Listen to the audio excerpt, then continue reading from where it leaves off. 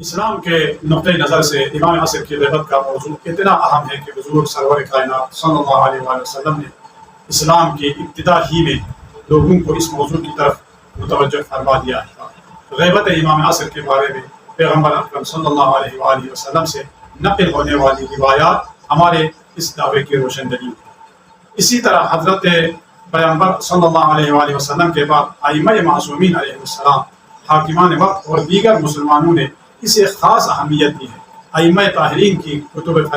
فریقین میں موجود روایات اور وقائع تاریخی بھی اس حقیقت کی روشن دلیل ہے۔ یہاں ہم انشاءاللہ بطور نمونہ دونوں فرقوں سے ایک ایک روایت اگر ہم نقل کریں گے، جیسے کہ شیعہ کتب روائی میں ملتا ہے کہ رسول اللہ صلی اللہ علیہ وآلہ وسلم نے فرمایا القائم من ولدی واسمہ اسمی وکنیتہ کنیتی وشمائلہ شمائلی وسنتہ سنتی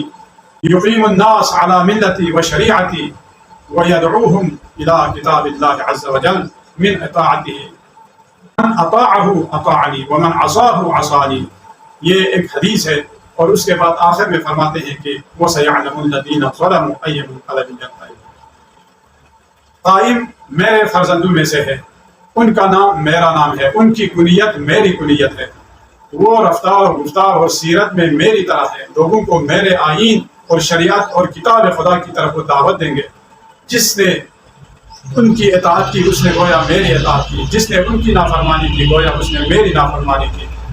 جس نے زمانہ غیبت میں ان کا انکار کیا اس نے میرا انکار کیا، اور جس نے ان کی تکذیب کی اس نے گویا میری تکذیب کی، جس نے ان کی تصدیق کی اس نے میری تصدیق کی، جس نے انہیں جھٹلایا اور میری اس بات کا انکار کیا اور میری امت کو گمراہ کیا تو خدا کے بارگاہ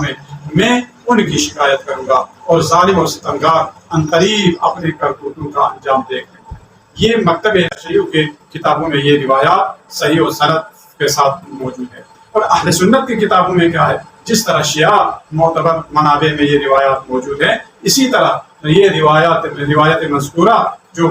آپ کے سامنے عرض کی، یہ روایت اہل سنت منابع میں بھی موجود ہے۔ حتیٰ کہ بعض کتب صحاح ستہ میں بھی موجود ہے، اگر یہ جملہ تکون لہ غیبۃ وحیرۃ یضل فیہا الامم،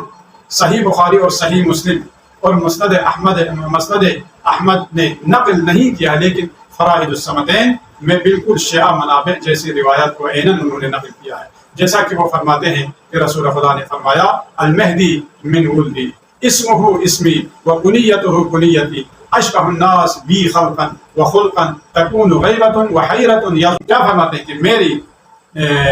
میری اولادوں میں سے یعنی میرے فرزندوں میں سے مہدی انہی میں سے ایک ہوگا، ان کا نام میرا نام ہے، ان کی کنیت میری کنیت ہے، اور وہ لوگوں میں سب سے زیادہ خلق اور خلق میں مجھ جیسا ہے اور میری مشابہ ہوں گے۔ ان کے لیے ایسی غیبت اور حیرت ہے جن میں لوگ گمراہ ہو جائیں گے، پھر وہ شہاب ثاقب کی طرح آئیں گے اور زمین کو عدل و انصاف سے وہ بھر دیں گے، جس طرح ظلم و جور سے یہ بھر چکی ہوگی۔ والسلام علیکم ورحمۃ اللہ۔